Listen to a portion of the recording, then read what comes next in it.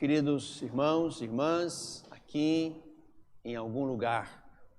Mais uma vez, então, nos debruçamos sobre a palavra bendita de Deus, a fim de que façamos um caminho nesta palavra. Jesus é a palavra, portanto, mergulhar no mistério da palavra não é mergulhar no mistério de um texto, mas é mergulhar no mistério de uma pessoa. Estamos aqui num momento, digamos assim, crucial na vida e na relação entre Jesus e os seus discípulos. Estamos caminhando para o final do capítulo 16. O início do capítulo 17, que nós vamos ler no próximo domingo, é exatamente o momento em que Jesus toma a decisão de ir para Jerusalém e lá sofrer, morrer, ressuscitar. Será o primeiro. Mas então aqui estamos, digamos assim, no momento em que os discípulos precisam decidir. E para decidir se vão ou não, é preciso saber como eles, os discípulos, veem Jesus. Quem é Jesus para eles? A resposta para essa pergunta é fundamental em vista do caminho que eles têm pela frente. Então aqui, nesse lugar de retiro, Cesareia de Filipe, Jesus então se encontra, se reúne, mais uma vez fala ao coração dos discípulos e ali lhes põe uma pergunta, duas perguntas, e uma delas certamente mais importante do que a outra, acerca da sua identidade.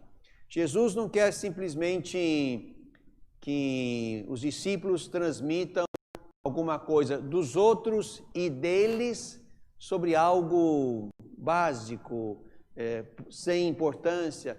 Você é o filho de fulano de tal, ou é aquele em quem a gente confia um pouco mais. Não, Jesus quer perscrutar o olhar de fé das pessoas e dos discípulos. Quem dizem os homens ser o Filho do Homem? É a primeira pergunta. Esta podemos dizer até sem muita relevância, porque o que os discípulos fariam era apenas transmitir, como transmitiram a Jesus, algumas informações sobre a fé dos outros.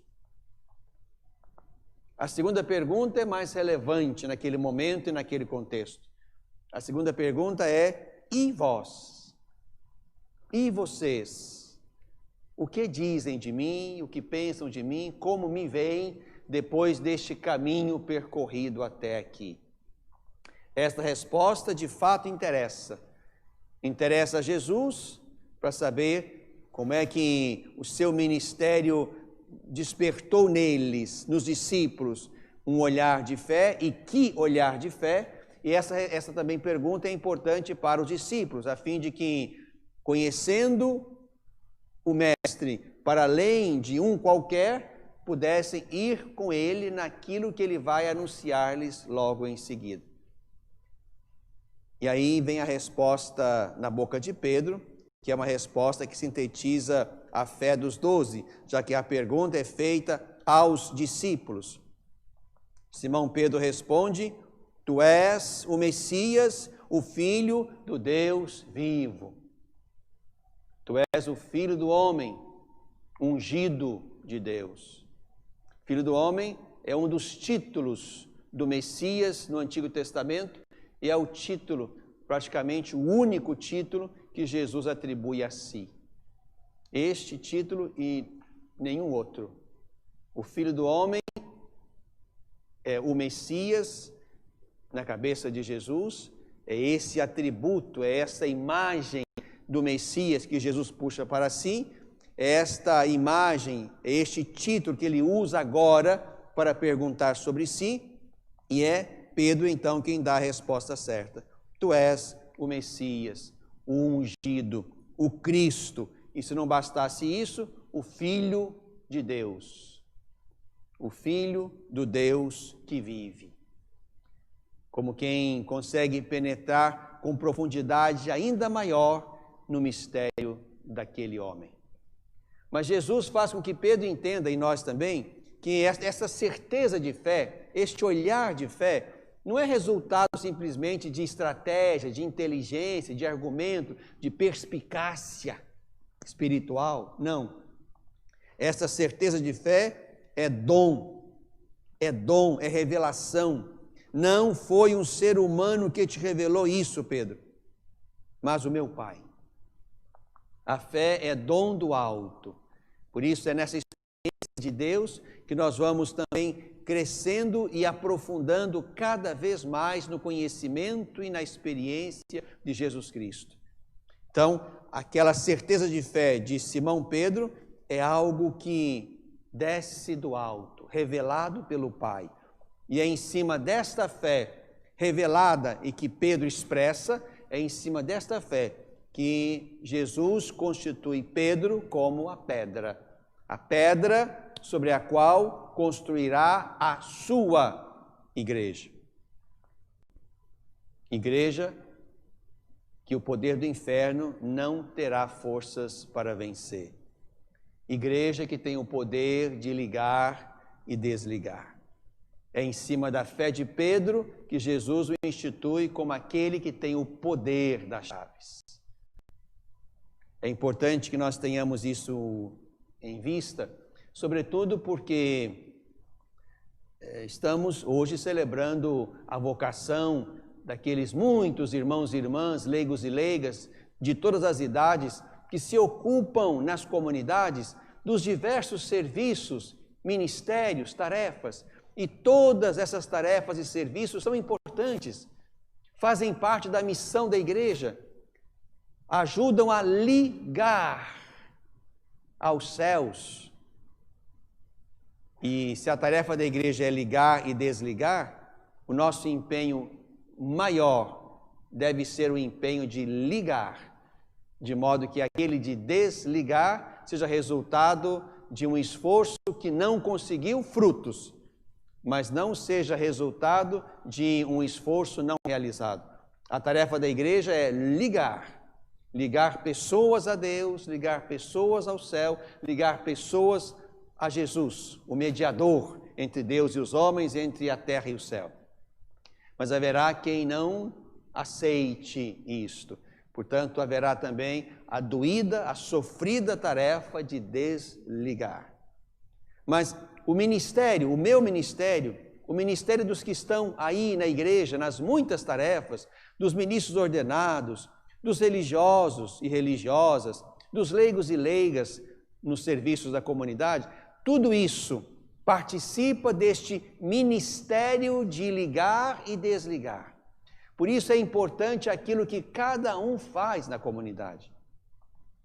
São importantes os meninos e meninas que desde pequeninos se colocam a serviço do altar, por exemplo. São importantes os serviços, os ministérios daqueles irmãos mais adultos que se dedicam a tarefas mais exigentes, como presidir a celebração da palavra, assistir aos matrimônios na condição de testemunhas qualificadas, ou presidir como ministros extraordinários do batismo, a acolhida de novos irmãos na comunidade cristã, ou aqueles que se ocupam do sorriso e do abraço na porta da igreja para acolher quem chega, ou daqueles também que na modéstia e no anonimato preparam o cartaz de acolhida no início, na entrada da igreja, ou aqueles também que sem nenhuma forma de destaque se ocupam da limpeza, ou daqueles que também se ocupam do ensino da fé, da educação da fé dos irmãos, e sobre estes vamos falar no próximo domingo, que serão os catequistas destacados como tarefa prioritária dentro daquelas que nós realizamos na igreja. Enfim, todos esses ministérios são ministérios que ajudam a missão de Pedro, a missão da igreja de ligar e desligar.